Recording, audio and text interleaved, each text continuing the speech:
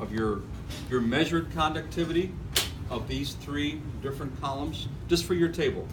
So this is for your table, okay? So table 6, you would graph these numbers against these concentrations. Okay, so XY would be 0.1, 11.4, 0.01, 1.235. You know, basically come up with a line or some type of linear relationship and kind of see if it trends up, trends down. You know, what's the relationship between concentration and conductivity? Okay, so that's this. So we don't do the synthetic? Like, what's the concentration for that? No, don't worry. We're going to work on that later. Just for these known concentrations, do this graph. And then do another graph. In your instructional handout, there's a conductivity K table somewhere here. If I can find it. Let's see if I can find it here. Yeah, it's on page 2-45 on here. You guys, if you don't have it with you, make sure it's in the handout in Blackboard. Okay. So there's a table up there, table 2510-1, right? And it'll give you different potassium chloride concentrations in the left-hand column, and it'll give you the expected conductivity in this far right column. So that's what this number is.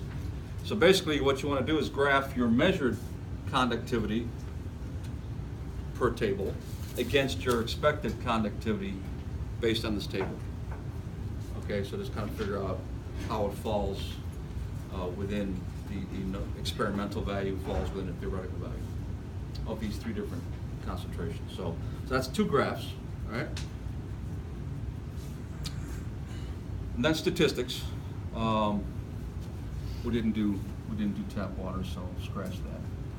Saving a little time here. So we're just going to do statistics across these here: mean, median, confidence interval.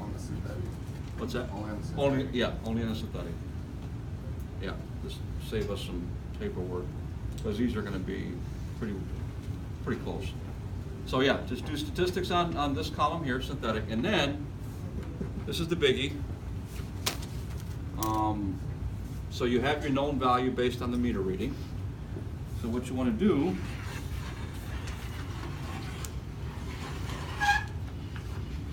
is this, okay?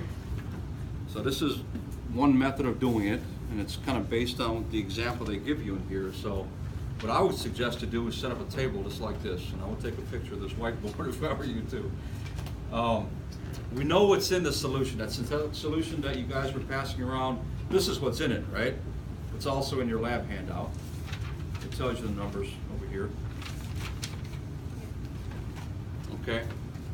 So there's sodium chloride, there's sodium bicarbonate, and there's calcium chloride in this synthetic solution. And based on those ionic concentrations, you have a certain conductivity, which you guys read on the other side, based on your meter.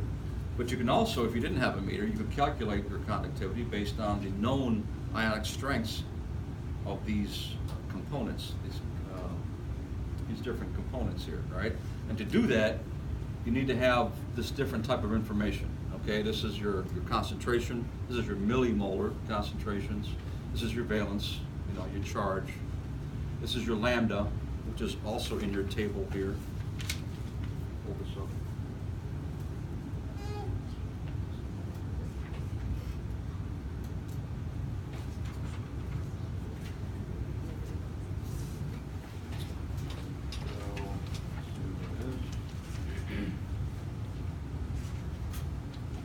Okay, this is what Dr. Thomas was talking about, this lambda equivalent conductance stuff earlier. So this is given. This valence, you know what it is based on charge. This lambda is coming from that table. Okay, so for calcium, what do you have? You have 59.5. Okay, so that would be the number that you would put here. What do you have for sodium? Anybody tell me? 50.1. So that would go here, and so forth. And you just fill in these boxes all the way down. Okay. This is the valence, this is the valence squared. That's why it's the same thing, just the squared number to take away the negative charge. And then this is just a calculation of the absolute value of the valence times lambda times the concentration. So it's just a product of these three columns. Okay, so that's your number here. All right.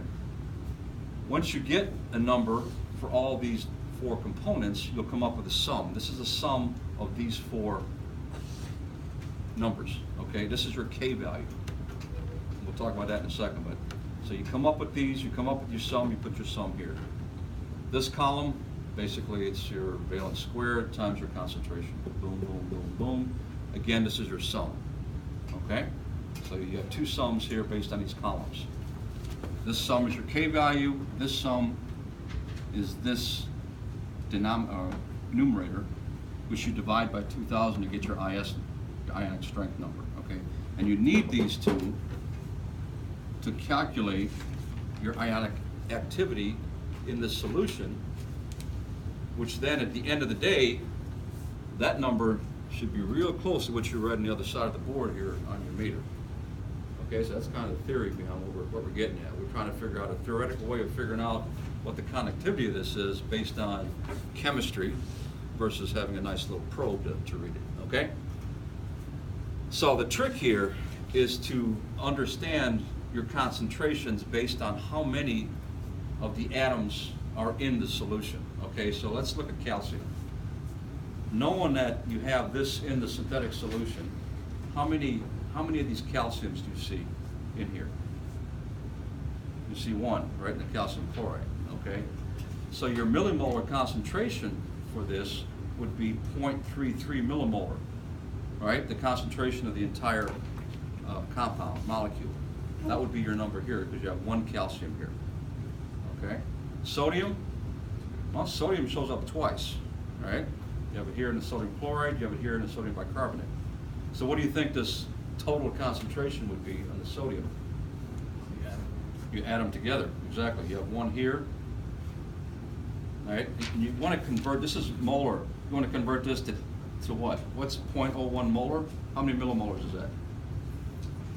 10, all right? Multiply it by 1,000. So this is 10, okay? So you want to make sure you have the right units. Okay, so with sodium, you would add 10, and you would add 0.86, and you would have 10.86 here, and you'd have what, 0.033 here. All right, how about bicarbonate? What's my concentration of bicarbonate? 0.86. Now for the hard one, chlorine. You can tell me how much chlorine is in this. 10.66. Yep, you got 10, and you get 2 of these, right? Exactly. You guys are good. 10.66. So that's all that is, okay? And you know your valence. I don't want to go through this whole thing for you because I think you got it. So you know what your charges are. You know what your lambda is from the table. And these are just basic equations to multiply those together, get your summation. Okay, so once you've got this number, this is in your handout too, okay? So you would use this IS number and come up with a Y value, right? So whatever number you come up with here, based on this summation, you plug into here. And this is gonna be tricky. If you're doing it in Excel, I'm assuming, make sure you get these negative square roots and these brackets right, because otherwise if the brackets are off, your equation is all jacked up. It's not gonna work, okay? But once you get that IS number, plug it into here, get a Y value, all right? Put your Y value in this equation, square it, and then multiply it by K. And this is your K here, which is the summation of this column here that we got from calculating these ionic strength concentrations, okay? So this number is K, this is Y squared, and then this should be really close, about 1,200 microsiemens per centimeter that you got based on your meter reading. That's all there is to it. So that's what I'll be grading for, is those 4 items, okay?